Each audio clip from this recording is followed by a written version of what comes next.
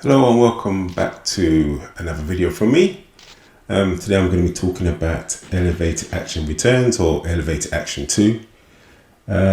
Quickly brief history. This is a 1994 game, basically a run and gun. It's developed and published by Taito, and it's a sequel to the original Elevated Action in 1983. Obviously the graphics have been improved. It's still elevator, or if you're from the UK, lift based gimmick from the original, but it expands on the gameplay system. It also looks like it replaces more of the spy motif scenario here, and you seem to be more some sort of agents fighting against obviously another terrorist organization, as these games always do. So yeah, that is basically the history of this game. I'm also going to assume that this was an arcade game because I believe this was ported to the Sega Saturn, and everything I've read says the word ported, so this must have been in the arcade originally, I'm going to assume. So yeah, so this version here is just on the PS4 stroke PS5, and I believe this is probably on everything anyway. So yeah, so we're going to talk about Elevated Action Returns today. Oh, I almost forgot. Obviously, this is a two-player co-op game. Unfortunately, the only footage I'm going to have is single-player footage today.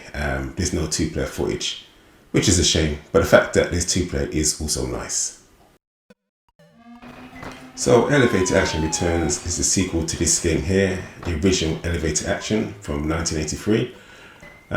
I don't have a history with this game, to be honest, or even a sequel. And because it's from 1983, you probably think it plays badly, but since I played this just to get video footage for this video, surprisingly, this game actually plays pretty well. Shocking, from 1983.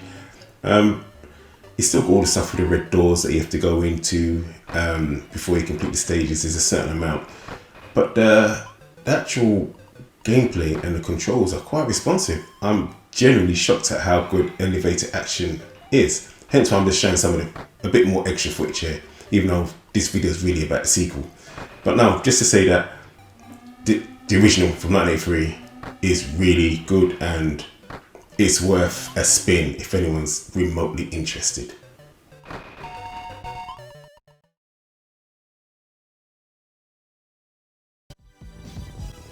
Okay, let's get some basic mechanics out the way. After playing this game for a while, I realized that there was a run. I played this game for 2 hours without realizing this. I don't know why.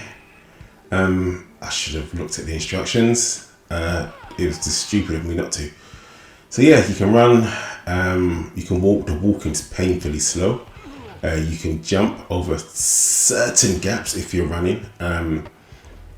You can crouch and jump. You can't jump and fire. There are a few upgrades, but just like another game that's quite I'm going to talk about in a minute, Rolling Thunder and its sequels. When you do get the upgrade to the guns, they only last for a certain amount of bullets and then they're done. You go back to your default weapon. There are grenades. You can have grenades as well, different types of grenades, 3 different characters to choose from. Each of the characters plays differently, and they also have a different grenade as well, which is pretty cool. So, and general mechanics, you go through red doors. You have to go through red doors to complete the stage. There's a certain amount of red doors to get the data. Blue doors, you get like a carousel wheel, and depending on what you pick, you get, I don't know, data, life, upgrade, you know, all the general normal stuff of a game of this ilk. So yeah, and that is about, there's no real boss challenge. At the end of some stages, you get like almost like a horde mode, if you will. But there's no real boss per se. At the very end there is as well. There's one guy, but not really. But yeah. So that's the basic mechanics. I mean, there's probably some more stuff in there that I didn't come across, or I just didn't notice that someone who's played this game a lot will be able to tell you. But yeah, that's just the basics of the game. Something that I neglected to say, I like the fact that you've got a decent sized energy bar, and So if you do get hit, it's not a one-hit death, even from major explosions. When you run and jump at enemies, you can knock them back or actually hurt them, depending on what character you are. So that's also pretty good. Obviously, you can get extra life throughout the stages to replenish your energy bar as well. There's no real bad bounce back here. Enemies don't really take a lot off you, as you can see, like the dog there. Even though it ran past me to try and hit me, I didn't really take damage there at all. So it's mostly from like bullets and explosions and stuff like that. So yeah, I do like the energy bar feel rather than the one-hit death. Okay, so let's talk about the graphics of the game and what I think of them. To be honest, I think they're really nice. They are really rather nice. Let's go, I don't know, stages and backgrounds. The stages, considering that it's just mostly a vertical game and most of the stuff you see would be buildings. You got an airport stage here as well, and then a stage in a port. I believe it's a port, yeah, or shipyard. Or am I mistaken? I don't know. I played so many games recently. A lot of this stuff is just rolled into one. This is what happens when you get old, people. This is what happens when you get old. Anyway, yeah, so the stages are pretty cool. My only issue with the stages is that I wish the screen could zoom in a bit more, because there's some nice detail here, just that you can't see it. Or put it this way, my old ass eyes can't see it. Perhaps if you're young and sprightly and you've got excellent vision, all this is great. You can see every detail here, but it's just to show off a bit more of the artwork. I wish the screen was a little bit more zoomed in rather than zoomed out. I don't need arcade Shadow Dancer levels of zoomed in, but just a bit more, you know.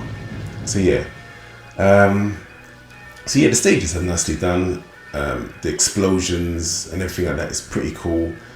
So yeah, that's the thing.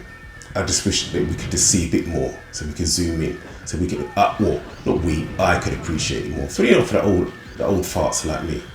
Yeah. So yeah, that's what I'd want.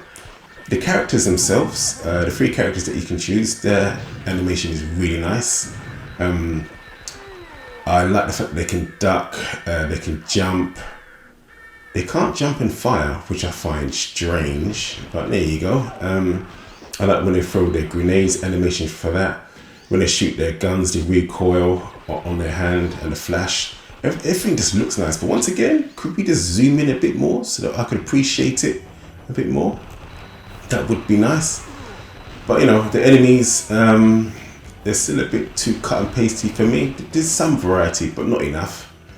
But I suppose the game's a really short game, but I wouldn't mind a bit more variety in some of their enemies. Like, no stage has its own set of individual enemies. That would have been nice as well. But most of the enemies you see from one stage, you see them on others. They're not stage specific. Overall, this is a really good game, even though we haven't got much parallel scrolling, considering it's 1994. Don't know what that's about. I mean, Sega and Capcom were killing it by this time. But playability wise, it's really good. This is literally, to me, could be part of the Rolling Thunder family. It's just vertical rather than horizontal. It's like the elephant in the room. Come on, this is Rolling Thunder 4. Even though I know technically that elevator action started before Rolling Thunder, but come on, it basically is. So yeah, that's just my overall feelings of the game. Good graphics, decent gameplay. I'd like to be zoomed in a bit more. That'd be nice, but yeah, it's worth a play. It's worth a play. I don't think, to me, this is not a classic, but it's all right. I reckon that anyone who's into anything retro should definitely play it, especially if you're into stuff like Spy Hunter, Secret Agent, stuff like that. Definitely worth a play. And Shadow Dancers and your Shinobis and your Rolling Thunders, etc, etc, etc. Anyway, that's me. I'm out. See you in the next video. Peace!